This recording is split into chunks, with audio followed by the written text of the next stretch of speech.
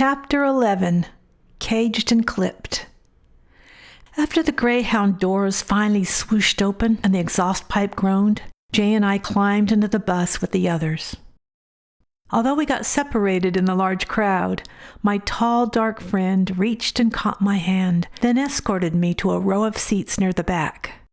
As the bus rumbled down the highway toward our destination, he cupped my hand in his, drawing little circles on my palm, sending shivers up my arm.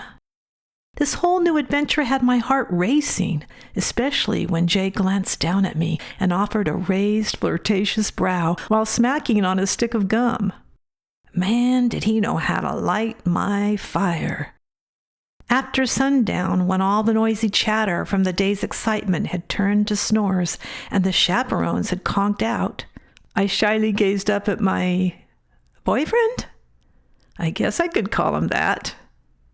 Peering up at him, he looked anxious in the shadows. That's when I sensed something wonderful was about to happen. I think he saw the longing in my eyes because right then he slowly lowered his lips to mine. I hungered for more and got my wish. He cupped my neck and drew me in. Everything in my world narrowed to just the feeling of this guy, his stubble brushing against my cheek, and the warmth of his peppermint breath in my mouth. My God, he consumed me. As we continued to make out, Jay's large fingers floated purposefully, searching around my yellow pullover, and at first I felt nervous. But it stirred something amazing inside of me, something too good to turn down.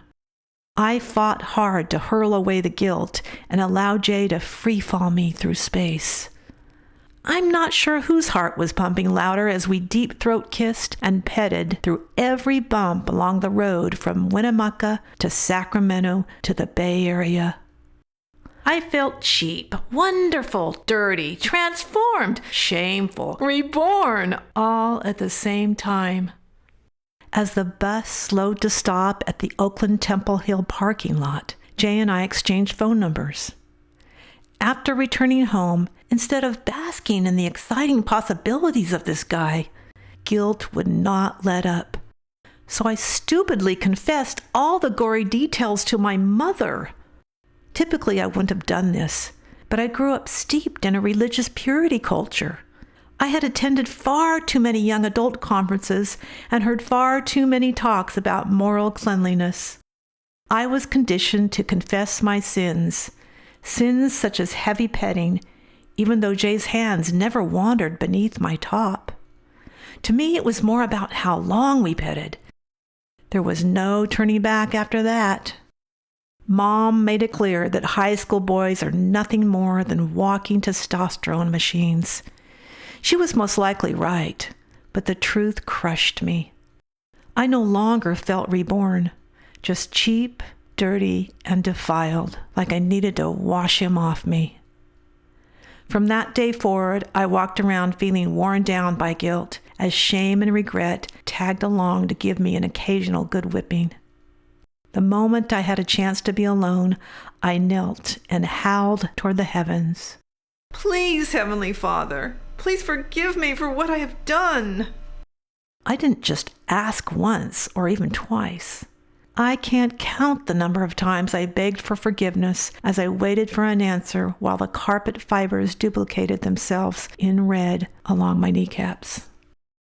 Shame whipped me so hard that when Jay called me hoping to get a date, not only did I turn him down, but I read him the riot act. I raked both of us over the coals with my hellfire preaching, making sure to let him know that the Lord was not happy with either of us. Then I pressed the phone into my ear, waiting for a reply. Silence. I was now in a dilemma. I wanted to date, but after what my mother said, how could I trust again? Choosing to date Jay might have been good for me. I needed to learn how to handle guys, not dispose of them. What better way to discover and create personal boundaries than through spending time with testosterone-driven horn dogs? Instead, I went into hibernation and practiced my Chopin all summer. Sometimes I hid out in my room, writing elegies about the apocalypse and cannibalistic zombies.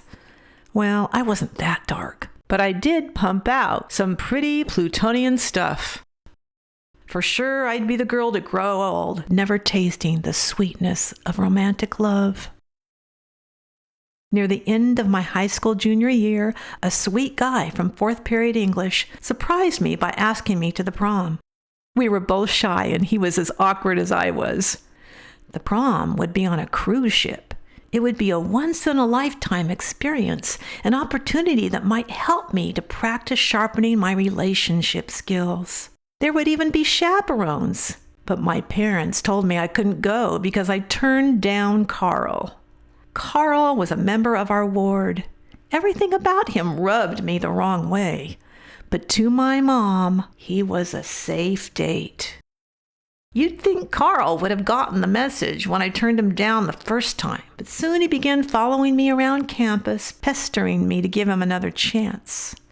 Of all the guys in my chemistry class, I got paired up with him as my lab partner. Tall, sloppy, and unshaven, his definition of style was a 50s ducktail haircut and loud, tacky, oversized shirts. While I mixed and measured compounds, he'd sit across from me, his head propped up on one elbow, eyeballing me as if he wanted to eat me for breakfast. "But he's LDS," my parents would say. "How could you go wrong dating a Mormon?" I guess Mom already forgot about Jay the Groper. When does being a Mormon, and a creepy one at that, give Carl the edge over a classy guy? I think my folks felt sorrier for him than for me. They claimed him as lost, that he needed to feel accepted and appreciated. And I didn't. I eventually folded. As much as I didn't want to go out with Carl, my heart bled for anything slightly pathetic. At 16 going on 17, I wasn't even the main character in my own life story. I needed to change. Change had to come from within, and that would take time. Meanwhile, I allowed my parents to keep me safe in their little gilded birdcage. It would be safe with Carl. I consoled myself with this word, safe. Like feeling safe was better than finding love. Caged and clipped, emotionally whipped, would I ever fly free?